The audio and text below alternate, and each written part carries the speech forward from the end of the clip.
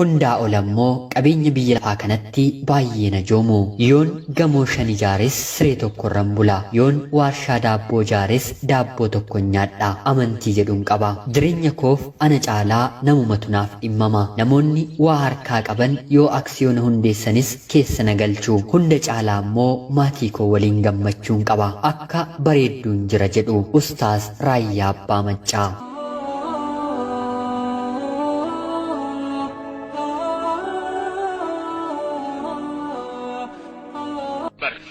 Maalummaa jireenyaa erga dhiifnee turre jaarraa tokko tarree kaan itti dabarre bara dhufu abdanna takka abdiin murre barumaan gadadoo malee waan agarre ijji cunqurfamaa imimmaan hin daarre yiikkifateen boo'u garuu ijji isaan koorre beela beela jedhu aaraa nutti fakkeessu duraan nyaataa turre fuunfannee har'a geenye kan hin duuneef turre. Adoolessa 16 bara 2021 gaaffiif deebii BBC waliin taasisan guyyaa irraasniif qabadheen dhiyaadheera. Dhugumatti Ustaaz Raayyaa Abbaa Maccaa nama amantii qofa otoo hin taane qabsaa'aa gameessa adda bilisummaa Oromoollee turanii. Har'allee waa'ee amantii barsiisuu irra darbanii Oromummaaf yeroo quuqaman bakka hedduutti ni argina.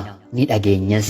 Yooyyaa ashama akkam jirtuu kabajamtootaaf hordoftoota qophii Oromiyaa 24 nagaaf jaalalli Waaqayyoo bakka jirtan hundaatti isiniif haa ta'u jecha guyyaa har'aa waa'ee beekaa kanaa afgaaffii barreeffamaan dhiyaate isiniif qabadheen dhiyaadheeraatii hanga xumura qophii kanaatti laayikii fi sheer akkanumallee namoonni chaanalii keenyaaf haaraa taatan sabskiraayib gochuun na bira dhaabbadhaa kanan isiniin jedhu ani Gammachiis Tashoomeeti. Barsiisaa amantii Islaamaa kan ta'an Ustaaz Raayyaa Abbaa Maccaa yeroo baay'ee manzumaa hojjetan keessatti rakkoo hawaasaa kaasuun ni beekamu. Turtii addatti BBC waliin taasisaniin waa'ee amantii fi eenyummaa manzumaa waa'ee gargaarsaa fi jireenya dhuunfaa isaanii nuuf qoodaniiru. Isaanillee jalqaba waa'ee amantii fi eenyummaa isaanii yeroo dubbatan amantiin Islaamaa eenyummaa koo kan naaf kabajuu fi kan naaf keessummeessu waan ta'eef nan filadhee jechuun dubbii isaanii jalqabu. Of ta'uu fi eenyummaa ofiitti amanuun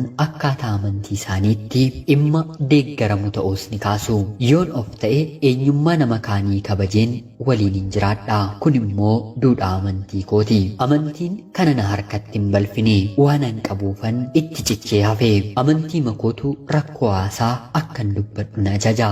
Baran adda bilisummaa Oromootti galuuf jaal obbo Nadhii Gammadaa bira deeme maal yaaddee jedhanii yeroo na gaafatan anis deebiseen hamma gaafa haati Shawaa naannawaa magaalaa Finfinnee kana keessa jirtu kaboota dugdatti baachuurraa gara harreetti fe'achuutti hin tarkaanfanneetti hirriban qabu jechuun jaal Nadhii Gammadaatti dubbachuu himu. Isaanis umrii kanaan erga waan akkana yaaddee bakka guddaa geessaa abshir naan jedhanii jedhu. Kanaaf amantii makootu namummaaf, bineensaaf, biqiltuu uumamaa hundaaf akka yaadu na dirqamsiisee akkuma qaama kiyyaaf amaanaan natti kenname ummanni kiyyas anaaf amaanaadha. Amaanaan hangan danda'u baadhee ilmaan itti dabarfadhudha jechuun Ustaaz Raayyaa Abbaa Maccaa nutti dubbatu. Waa'ee namummaa irratti Ustaaz Raayyaa Abbaa Maccaa yeroo gaafataman dhalli namaa kamiyyuu yoo beela'e yoo rakkate yoo godaanee fi baqate gargaaruuf ulaagaan kamuu jiraachuu akka hin qabne amantii jedhuun qaba jedhu. Hawaasa keenya kan buqqa'ee fi kan godaane keessa deemee ilaaleera. Maaltu rakkoo kanaaf akka isa saaxiles nan beeka. Ana biratti namoota akkasii gargaaruuf amantiin ulaagaa ta'uu hin danda'u jechuun BBC'tti yeroo himan dabalataanis namummaanin dhala namaa gargaara malee amantiin miti. Hinumaayyuu amantiin koo akkan dhala namaa gargaaruuf na ajaja malee akkan amantiidhaan qoodee nama gargaaru na hin ajaju jechuun ragaa bahu. Rakkoon godaansaa fi qeerraa buqqa'uu uummata Oromoo mudatee jiru hanga hammeenya isaa xiyyeeffannoo hin arganne kan jedhan Ustaaz Raayyaan haalli kun yeroo hundaallee hirriba na dhorkaa jechuun dubbatu. Oromoo ta'ee namni amantii an hordofu hin hordofne amantii irraa kan hafe waa hunda ana biraa qabaa. Namummaa, sabummaa, hidda lafaa fi lafee wal biraa qabnaa jechuun raagu. Wayita uummanni Oromoo dhibdee naannoo Sumaalee waliin tureen kumaatamaan buqqa'ee bira dhaabbachuuf ifaajaa akka turan kan himan Ustaaz Raayyaan gargaarsa kennan keessatti jaarmiyaadhaan gurmaa'uu socho'uu dhabuun akka dhiibbaa irratti uume himu. Rakkoo kana furuun humna guutuun hawaasa rakkate gargaaruuf yeroo ammaa waldaa gargaarsaa egereef jedhu hundeessaa jiraachuu himani. Yeroo sanatti sababa eeyyama seera qabeessa ta'e hin qabneef jecha akka fedha keenyaa deemnee hawaasa keenya gargaaruuf rakkanneerra. Engadduma gara walloo deemnee uummata keenya bira dhaabbachuuf kan dadhabneef sababa eeyyama dhabneefi amma garuu rabbiif haa galatuu eeyyama arganneerra jechuun Ustaaz Raayyaa Abbaa Maccaa dubbatu. BBC'n yeroo keessan irra jireessaan namoota rakkatan gargaaruu irratti dabarsuurraa maal fayyadamtanii jechuun yeroo Ustaaz Raayyaa Abbaa Maccaa gaafatan akkana jedhanii deebisanii. Nama sababa keenyaan rakkoo keessa jirurraa of galee ijaan arguu caalaa addunyaa kanarraa wanti na gammachiisu hin jiru. Faayidaan keenyi dhuunfaatti waa argachuu osoo hin taane rakkataan dheebuu fi beela ba'ee arguudha. Kanatu gammachuu fi boqonnaa sammuu naaf kennaa jechuun BBC'f ni deebisu. Ustaaz Raayyaa Abbaa Maccaa manzuumaa qabiyyeensaa barsiisa amantii Islaamaa irratti xiyyeeffate hojjechuun beekamu. Hanga ammaatti manzuumaa afaan Oromoo 34 fi afaan Amaaraa 6 walumatti 40 hojjechuun uummata biratti ni beekamu. Manzuumaa hojjetan keessatti saba Oromoo rakkina keessa jiruuf sagalee ta'uu irratti akka xiyyeeffatanis ni dubbatu. Manzuumaa kana hunda walaloo qopheessuu irraa eegalanii waan hunda ofii isaanii akka qopheessanii fi kun immoo hojii baay'ee dadhabsiisaa dhallee jedhu. Uummata kana maaliinan gargaaree qooda koo ba'aa kan jedhutu akka wareegama kaffalee qopheessu na dirqamsiisee sagalee fi dandeettii walaloo rabbi natti arjoome fayyadamuun hawaasa kiyyaaf waan gumaachutu haamileenaaf ta'e malee manzuumaa hanga kana baay'atu dhiisiitii tokkoyyuu qopheessuun baay'ee ni ulfaataa jechuun ni dubbatu. Rakkoo fi quuqqaa sabaa akkasumas laalaa godaansaa fi gorsa namummaa irratti xiyyeeffachuu isaaniitiin manzuumaa isaan hojjetan hordoftoota amantii Islaamaa biratti qofa osoo hin taane kaan biratti illee akka dhaggeeffatamu ibsanii. Itti fufuun BBC'n kaasetti 40 baastan irraa maal fayyadamtanii maal buufattanii jechuu yeroo gaafatu Ustaaz Raayyaan akkana jedhanii deebisanii. Uummanni kaasetti hamma kana baasuu koo laalanii dureessana si'u wantan irraa fayyadameetti fakkaata. Anaaf faayidaa guddaan ergaan koo hawaasa bal'aa bira naaf ga'uudha jechuun bu'aa manzuumaa isaanii ilaalchisee haala jiru gabaabsanii ibsanii. Utuu irraa fayyadamee jireenya kiyya jijjiiruuf hin hojjedha ta'ee silaa akka kanaatti hawaasa koo bira naaf hin ga'u. Hojiin faayidaa dhuunfaa irratti rarra'u umuriin isaas yaadni isaas deemsi isaas ni gabaabbata jedhu. Bara manzuumaa kaasettaan maxxansinurraa eegalee kaasetti magaazinii tokko guutuutu na harkatti hafe. Waggaa 6 dura birrii 5,000 baaseen kaasetta konkolaataa 5 dhabamsiise. Ammallee gatamee hin xumuramne jechuun Ustaaz Raayyaa Abbaa Maccaa BBC'tti ni dubbatu.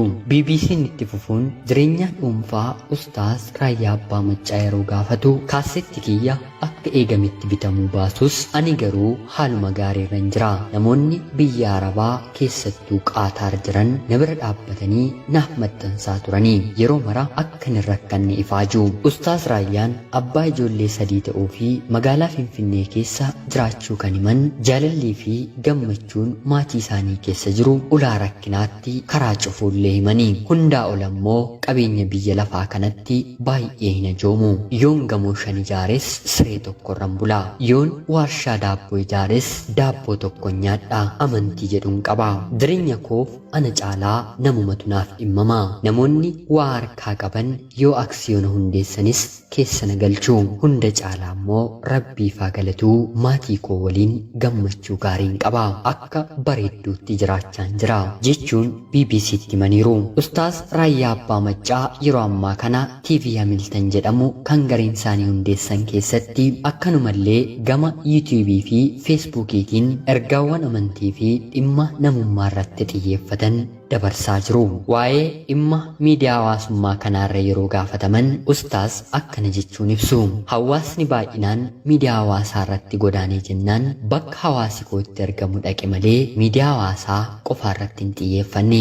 Erga weerara koronaa vaayirasiitii as hawaasa Oromoo rakkoo harkaa qabu bira qaamaan deemuun wal arguun rakkisaa ta'urraa kan ka'e miidiyaa hawaasummaa feesbuukii fi yuutiyuubii fayyadamuu akka eegalan himanii. Rakkoon saba kootii rakkoo amantii qofa miti. Anis kanaafan amantaa qofaa irratti hin xiyyeeffanne. Rakkoon hawaasa kootii waan hedduudha.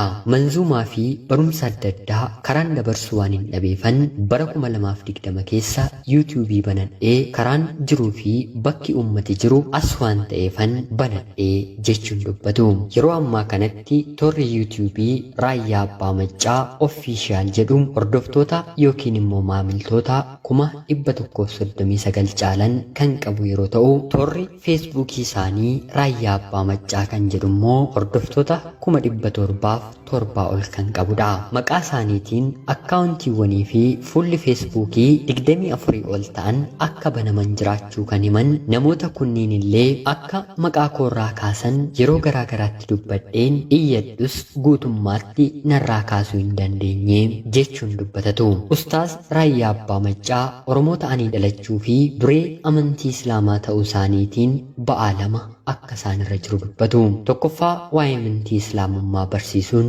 dirqama kooti. Wayita hawaasni musliimaa na waame masjida deemeen tajaajila. Lammaffaan rakkoo hawaasa kootii bira darbuu hin danda'u. Kun immoo duudhaa amantii kooti jedhu. Akka ustaas Raayyaa Abbaa Maccaan jedhanitti karaa